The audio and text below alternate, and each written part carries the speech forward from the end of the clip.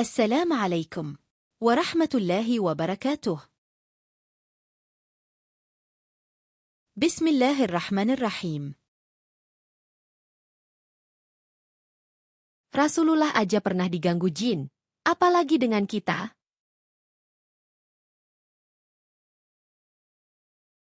Jin dan golongannya merupakan salah satu makhluk Allah Subhanahu wa Ta'ala yang tinggal di muka bumi. Sebagaimana halnya manusia, jin memiliki ragam karakteristik dan jenis yang berbeda-beda. Ada yang baik perangainya, ada juga yang buruk.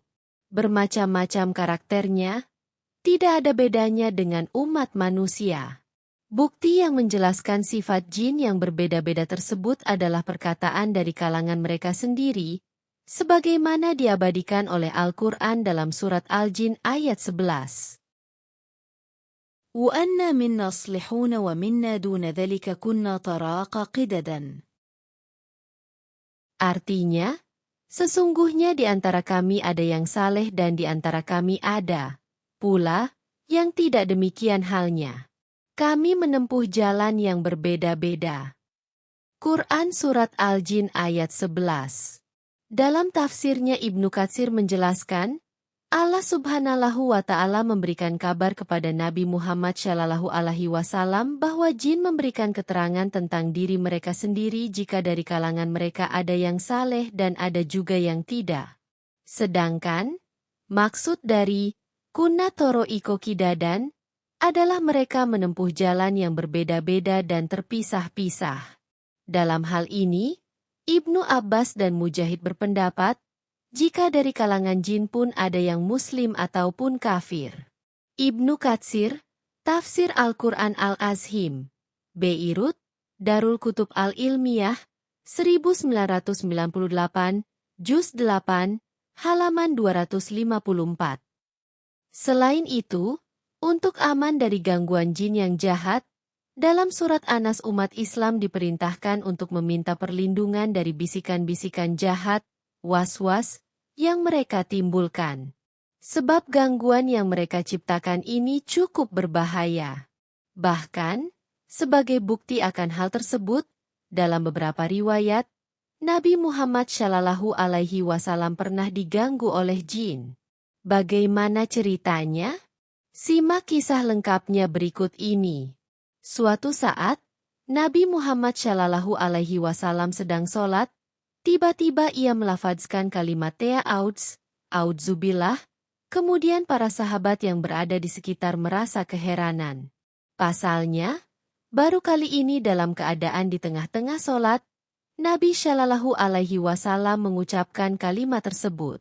Tidak sampai di situ, setelah melafadzkan A'udz, Rasulullah Shallallahu Alaihi Wasallam mengucapkan kalimat lain yakni Al-anuka bilanatillah, yang artinya, aku melaknatmu dengan laknat Allah, sebanyak 3 kali, seraya membentangkan kedua tangannya. Setelah Nabi Shallallahu Alaihi Wasallam usai dari syalatnya, para sahabat pun menanyakan apa yang terjadi. Rasulullah pun menjawab jika ia telah diganggu oleh iblis, salah satu golongan jin, yang berusaha meletakkan bara api di hadapan dirinya. Kisah ini diabadikan dalam hadits Nabi Muhammad Shallallahu Alaihi Wasallam, diriwayatkan oleh Imam Muslim dari Abu Darda, radhiyallahu anhu. عن أبي الدرداء قال: قام رسول الله صلى الله عليه وسلم يصلى فسمعناه يقول: أعوذ بالله منك. ثم قال: ألعنك بلعنة الله 3، وبسط يده كأنه يتناول شيئا. فلما فرغ من الصلاة قلنا: يا رسول الله، قد سمعناك تقول في الصلاة شيئا لم نسمعك تقوله قبل ذلك، ورأيناك بسطت يدك. قال: إن عدو الله إبليس جاء بشهاب من نار ليجعله في وجهي. فقلت: أعوذ بالله منك 3 مرات، ثم قلت: ألعنك بلعنة الله التامة. فلم يستأخر 3 مرات. ثم أردت أخذه، والله لولا دعوة أخينا سليمان لأصبح موثقا يلعب به ولدان أهل المدينة. Artinya, dari Abu Darda, radhiyallahu anhu, ia berkata, bahwasanya ketika Rasulullah Shallallahu Alaihi Wasallam berdiri melaksanakan sholat, kami mendengar beliau mengucapkan, "A'udzubillah minka", lalu mengatakan, "Al-anuka bilanatillah" 3 kali. Kemudian, membentangkan tangannya, seakan-akan mendapatkan sesuatu. Setelah tuntas dari syalatnya, lantas kami berkata kepada beliau, "Wahai Rasulullah, kami mendengar engkau mengucapkan sesuatu di dalam sholat, yang sebelumnya kami tidak pernah mendengar engkau mengucapkan kalimat tersebut.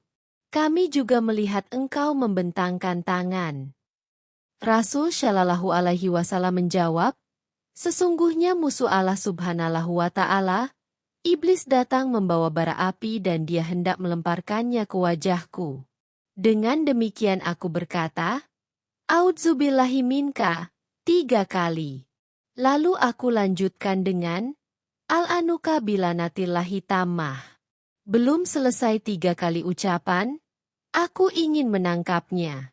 Demi Allah, seandainya bukan karena 2 saudara kita, Nabi Sulaiman, niscaya akan aku ikat ia, sehingga jadi mainan anak-anak penduduk Madinah."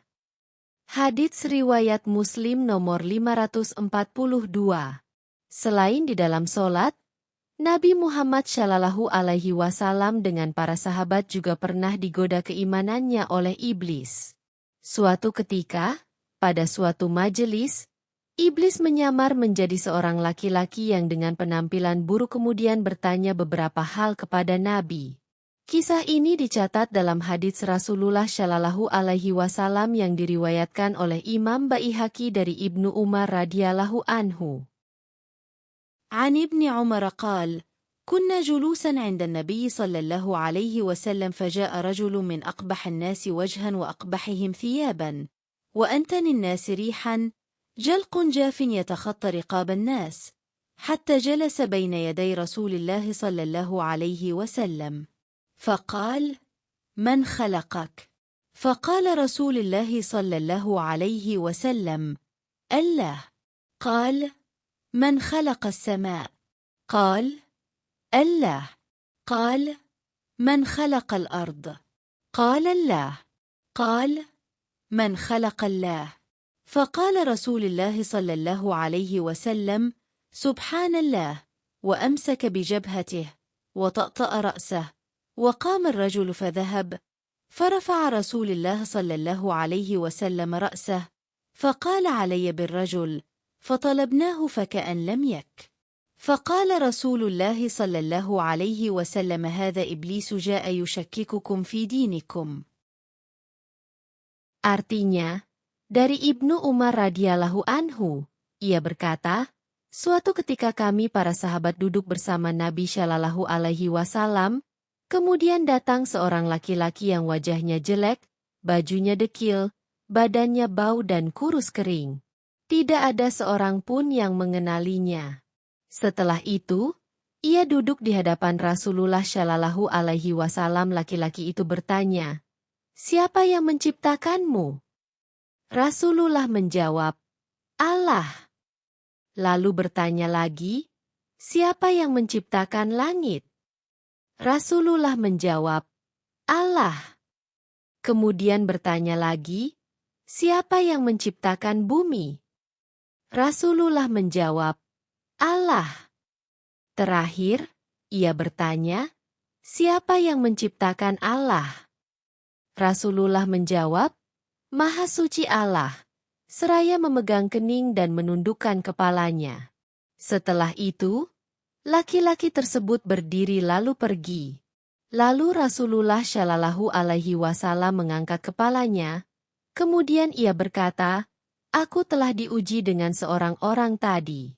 Setelah itu, kami para sahabat mencari laki-laki tersebut, akan tetapi tidak ketemu.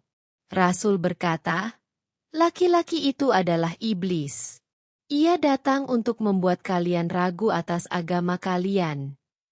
Al-Baihaqi, Dalailun Nubuwah, Beirut, Darul Kutub Al-Ilmiyah, 1988, Juz 7, halaman 125. Demikianlah kisah Nabi Muhammad Shallallahu Alaihi Wasallam yang diganggu oleh jin. Hikmah yang dapat diambil adalah, siapa saja tidak akan terlepas dari gangguan jin dan golongan mereka. Sekelas Nabi saja, tetap digoda. Apalagi sekedar manusia biasa. Oleh karena itu, salah satu jalan untuk terhindar dari segala macam tipu daya mereka adalah harus senantiasa berlindung kepada Allah Subhanahu wa Ta'ala.